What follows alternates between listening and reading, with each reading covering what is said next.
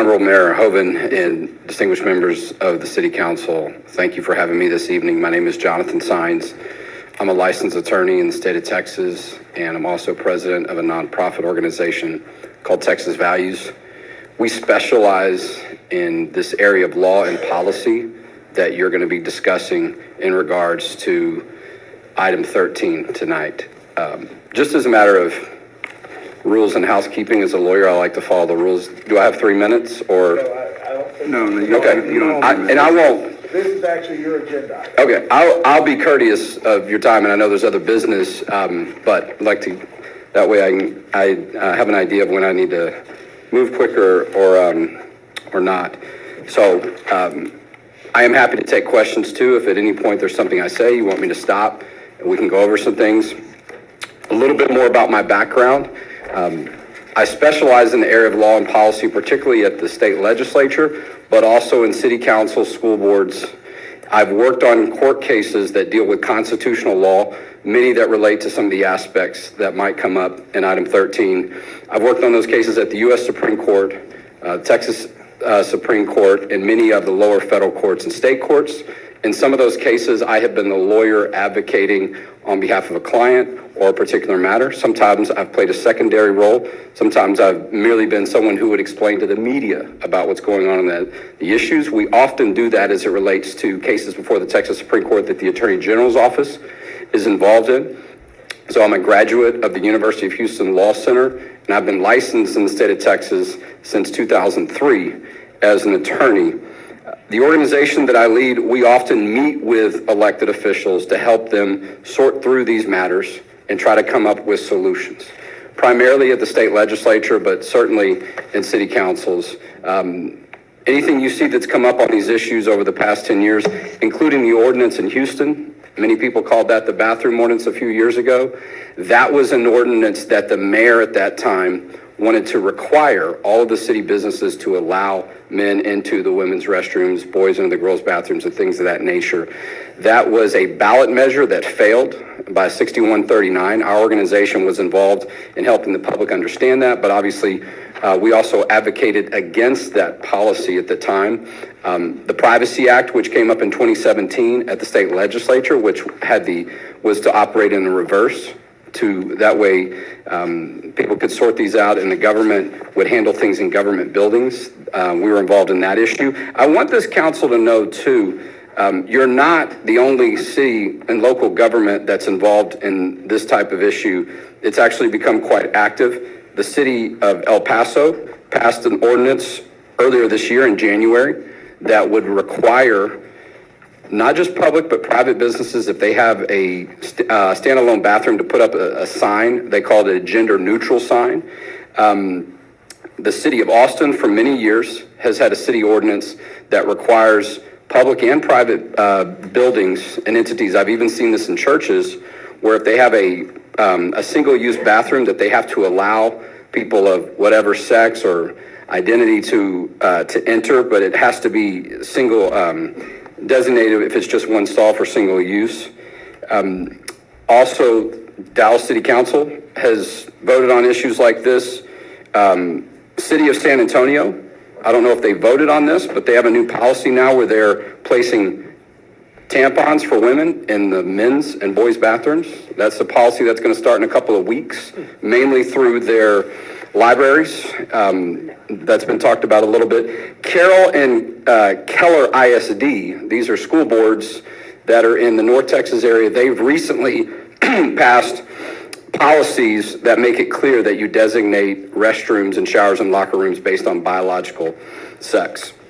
I will say that a lot of this issue has come up because of pressure from the federal government, primarily during the current Biden administration and the Obama administration. That's why you see a lot of school districts involved in this discussion, because there's been a history of those two administrations through the Federal Department of Education coming up with rules and guidelines to say you must do things this way, or you're going to lose your federal funding. That issue's been heavily litigated recently. There's been several federal court cases that have ruled in favor of local school districts, including Carroll ISD, that have said that the federal government cannot enforce such a policy. And here's one of the main reasons why. Some of this issue has been playing out more recently because of a U.S. Supreme Court case called Bostock a few years ago. This was a Title VII discrimination case, and it did deal with issues of sex and gender identity, but it did not deal with the issue of Title IX, which is what you see come into play a lot in bathrooms, showers, and locker rooms, particularly in public schools. But it could relate to circumstances where you have educational programs and sports items at some of the local city pools and aquatic center and things of that nature that are part of this community. But I want to, since you've allowed me a little time, I think it's important for y'all to know, because you may get some of these questions, you may be thinking about them, maybe I'm answering them now, or someone else might ask you, but it's been stated a lot, this Bostock Supreme Court decision, where people have tried to say they made a decision about sex being redefined as the issue of sexual orientation and gender identity, but it was only in the employment context. They've tried to convince people that it also applies to Title IX, where you see these issues of sports and you see these issues of opportunities for women come into play. So, and I can provide this to y'all, but I want to quote here from the Bostock decision. This is on page 31, 590 U.S. This is from 2020 U.S. Supreme Court case, 6-3 decision. The U.S. Supreme Court addresses this concern, thinking people may come up with this. The Supreme Court has not ruled specifically in a case yet on these type of matters, because many people believe Title IX, the definitions of sex and these classifications are very clear already in federal law. There's no reason for them to be relitigated. But the Supreme Court, when this issue came up, here's what they said on page 31 of the Bostock decision. And under Title VII itself, this is what some people that were concerned of how this decision would be applied. They say sex-segregated bathrooms, locker rooms, and dress codes will prove unsustainable after our decision today. This was the court saying that folks that did not want to see a change in this policy overall as it relates to redefining sex were afraid it would then be applied to showers, locker rooms, and restrooms, where you would have to allow biological men to go into women's restrooms or biological boys to go into girls' bathrooms, okay? So the court says, U.S. Supreme Court, but none of these other laws are before us. We have not had the benefit of adversarial testing about the meaning of their terms, and we do not prejudge any such question today.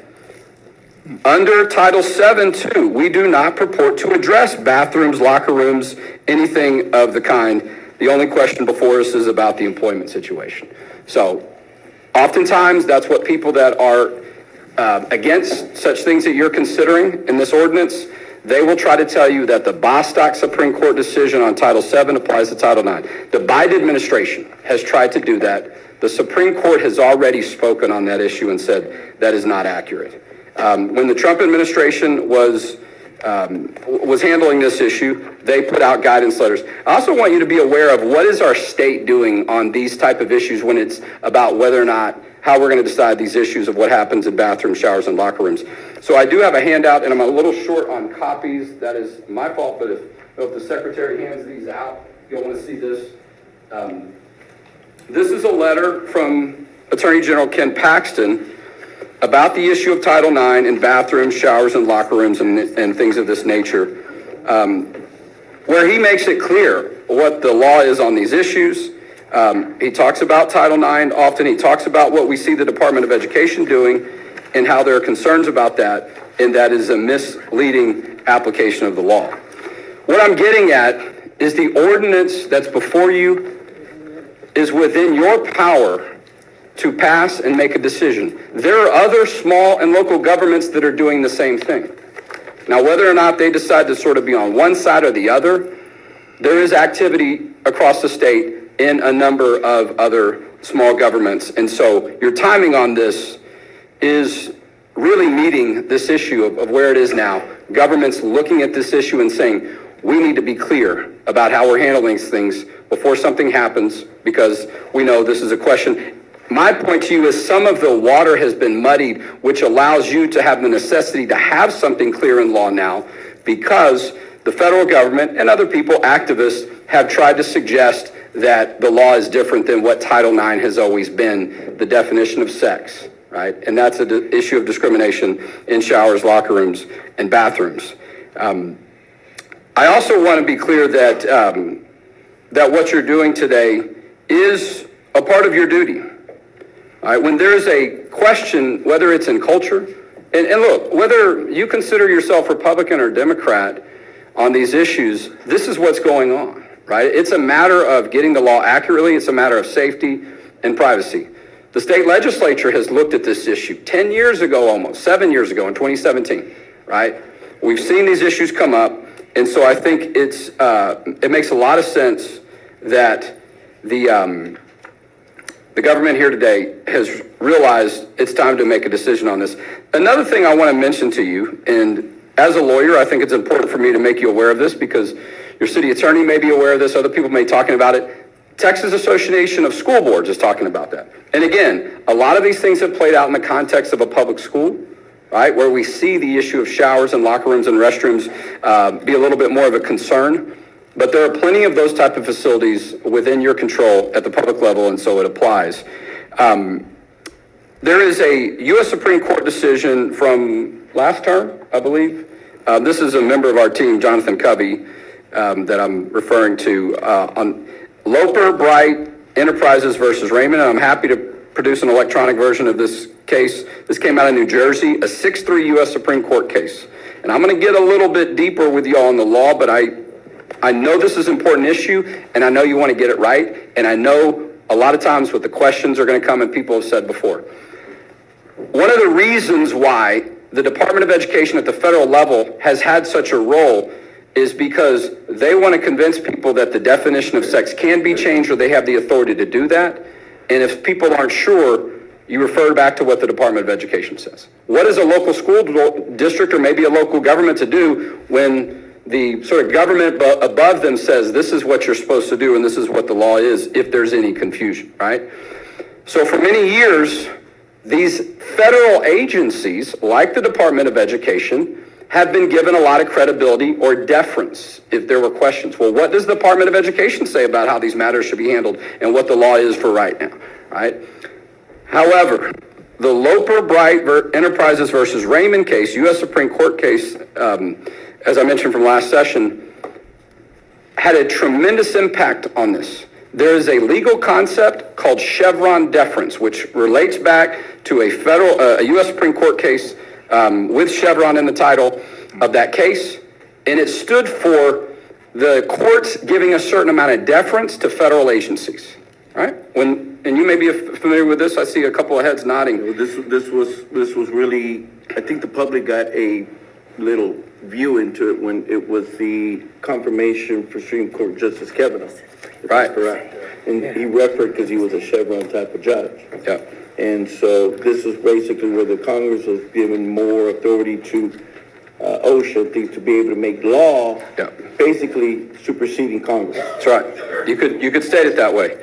But in the Loper case, the U.S. Supreme Court said, we're done with Chevron deference. Yeah. Okay? What does that mean? Every time the Department of Education, some federal administration or agency says, no, this is what the law is, if anyone suggests that there's a difference or some confusion, that's gone. What does that mean? We go back to the text of the law, which Title IX, we've always had the same definition of sex. We know what it means, right? Difference between male and female, and it's about the biological sex, not issues of gender identity or sexual orientation. I also have here, and again, a little short on copies, but forgive me, this is the final judgment from Reed O'Connor in a federal court case here in Texas, Fort Worth Division, with the state of Texas involved in this particular issue. There's a statewide injunction in place, not just in Texas, but 26 states that are a part of this, where that Department of Education interpretation about sex that would certainly be used, I would imagine, to tell you what you're doing with this ordinance is unconstitutional, is going to be problematic, okay? So the best weapon, the best evidence, the best proof, the best argument, if you will, that the opposition might have to you passing this ordinance has been said by the U.S. Supreme Court. We're not going to let that play out that way and it won't be interpreted, right? That is not the controlling law. In the state of Texas or 26 states, okay? So where do you fall back on? You have the right, the power, and the authority to make this decision. It's a constitutional decision. It's reached a point in our country, whether people feel one way about it or not, to make it clear. Maybe before, decades ago, it was very clear. We didn't have to have an ordinance that was this specific, but now we do. And a lot of it is because people are trying to change the way these things are handled. They want to create confusion, or they want things to be handled differently, and they want people to question whether or not it's okay to still say, we're going to have men's restrooms, we're going to have a women's restrooms, we're going to have boys and girls, and it's going to be based on biological sex. So that's where you are today. So that's a little bit of history, and there, for you to know you're not alone. It's not like you're going to be the only city that's involved in this type of matter or this subject matter. And you've got direction from our Attorney General on things related to this issue. You've got federal judges that have weighed in on issues of this nature and similar to this subject. The law and the authority of the state of Texas and many other places in the country are on your side if you pass this ordinance. All right.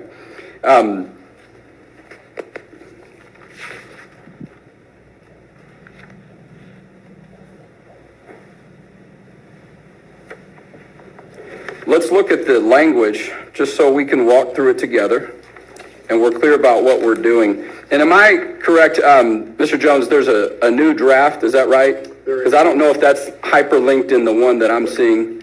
It was updated this afternoon, and, but the council has, it's not formatted correctly. That's fine. We would have to have. Are you at liberty to speak to what maybe a few of the differences are? Just primarily, I have to be reminded. That's okay. And I'm not trying to put you, I think I have some awareness of that, but I wanted to, I didn't want to be out of place. Let me ask this question, Mr. Saenz. Which copy do you have? Do you have the same copy that we're seeing here in front of us in our? I'm looking at the one online, but it is my understanding that there was an amendment to some language that I'm aware of. There was, and it's pretty much the same. Yeah. But you go to H, private right of action, under number 1, and you go to against any person, and what I have, what's in y'all's packet, is against any person who violates or intends to violate the provisions of this ordinance.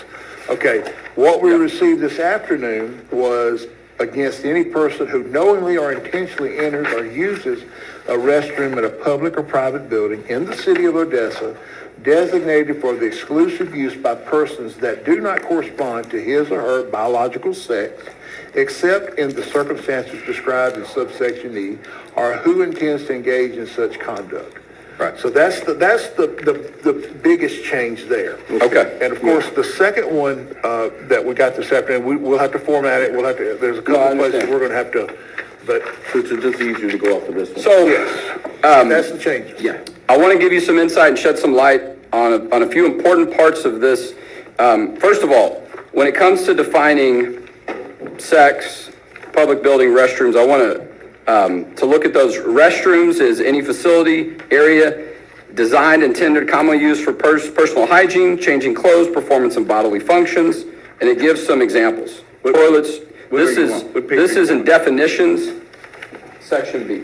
Okay. Right? Just so people understand that we're talking about public spaces, changing rooms, locker rooms, showers, right? It goes beyond just your normal, maybe your typical restroom like you have over here And on one this of the floor. changes that we would have to make under B1 would be City of Odessa. It's just a blank there. Yeah, It's just, we'll have to clean it up, but that's very doable. Okay, so the city and their enforcement mechanism here, this will be considered civil trespass, and there'll be a civil penalty, okay? I also want to make sure people are aware there are exceptions. We understand there are certain circumstances where, like under subsection E1, if a person, a minor, is under the age of 12 and is accompanied by an adult of the sex designated by the restroom. In other words, I'm a man, if I am going to go into the men's restroom and I have my 5-year-old daughter with me, that's an exception. We see a changing area and things of that. Sometimes it's the mother bringing her little boy into the bathroom. Okay, this is what this exception is for. For law enforcement or other governmental regulatory purposes. You can understand that. If the government has some type of code enforcement, there's a law enforcement issue, they're allowed to enter the restroom that is different from their sex. The purposes of medical emergency and assistance, health or safety, custodial or maintenance repair, the cleaning person, whoever has to go in to make sure everything is working there. Okay. I want to make sure too, people will ask, well, how are we defining this issue? Biological sex is determined based on what your birth certificate says at the nearest time of birth, all right? I want to make sure too you're aware, DPS has addressed an issue related to this. For a number of years, they were allowing some process through an Austin court to change your biological sex on your driver's license without what some people feel was not a real exhaustive process. But recently, DPS has come back and said, we're not doing that anymore for a variety of reasons. So they're going back to the same rule. I want y'all to know too, this is not language that's coming out of nowhere. It's not anything that anyone hasn't seen or that's, the state of Texas has a law, as y'all may be aware, Senate Bill 15, and also before that, that relates to colleges and also K through 12 schools, where boys can compete in boys sports, girls in girls sports, men in men's, women's and women's at the collegiate level. And that standard there is also the birth certificate nearest birth, okay? So you've got a consistent standard that you're using. We also see the state of Tennessee. Can I ask a question? Yes, sir. Why the necessary language, nearest time of birth? Why, I mean, you brought it up, it's in case it's also the DPS. Why is that? I think over time, there's been some concerns that when you see some type of change on a birth certificate at a later time of what the standard was and if there's any consistent standard on how that's being done. It's a matter of accuracy, right? And not someone for whatever reasons, and maybe without the participation This time of day, can somebody's birth certificate be altered in identifying their biological sex? There are a variety of things that are happening in our state right now where they're being changed. There are some courts that are sort of participating in that, but there are questions about whether or not they're following a consistent or a legal standard that can hold up. Okay, so that's the exceptions under E, civil penalties, civil trespass. I want to explain the concept of private right of action, okay? So this ordinance can be enforced with civil penalties through the government for public buildings, okay? All right, so that is where the enforcement lies, is buildings that are controlled by the government. Now, there's also a mechanism called a private right of action, all right? That means any private citizen can enforce this ordinance not only just for public buildings, but also private buildings. This helps you from a constitutional perspective because I think the law is, the ordinance is very strong, and there is a severability clause. But if for some reason a court were to say, well, we think the government's ability to enforce this with civil penalties and so on is unconstitutional, that would still leave the private right of action in place, okay? Example of that. Yes. That has been to Supreme Court. Yep.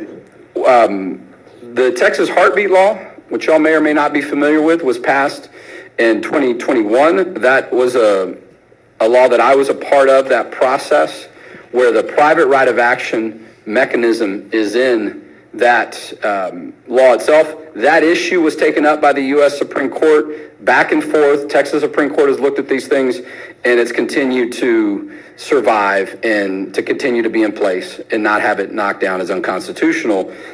So that's an important part of this. That way, again, I believe that this ordinance would stand up against any type of constitutional scrutiny, but if there were a circumstance where it didn't as it relates to the government, you would still have the ability of private citizens to enforce it. Mr. Saenz, on the private enforcement of this, how would it be proven when you go to court to this? I mean, would that citizen have to have pictures or what? Because if there's not any proof, somebody could just say, I saw that guy go in there, but I mean, how is that? That would be an evidentiary issue for the court to look at, right? I mean, but obviously the law says that the definition of sex is based on a government document that you have, primarily the birth certificate nearest birth. So I imagine that would be something important for someone to produce in a civil case to show that. Are there any other questions? In those cases, more times than not, the person that you would take the civil action against is not going to deny going in there. The point, it's to make the very point that I can go in there. So it's a valid question, but not one that's probably going to come up. I'm going to say I went in there because you can't stop me. Yeah.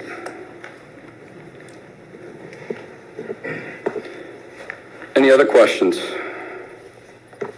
No, go ahead and continue.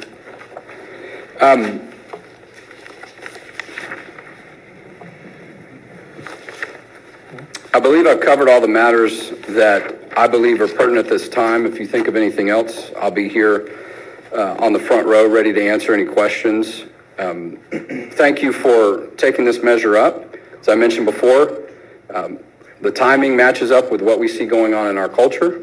This will be a benefit to the privacy and safety of your citizens. And also, some may ask, and I'm not aware of all the details in this community, well, has there been something like that happen in Odessa? Why should we wait? We know there's a lot of activity around this issue in our state, whether it's Academy, whether it's Target, whether it's the state capitol, government buildings and private buildings. We know these issues continue to come up. And unfortunately, I think sometimes people are provoking those things. But I think you're right to not wait until you see those things add up and someone gets hurt. You're making it clear now, and I'm happy to help and take any questions. Okay. We're going to go ahead and allow public comment. Thank you. As a reminder, the speakers will have 3 minutes to speak. Tim Harry?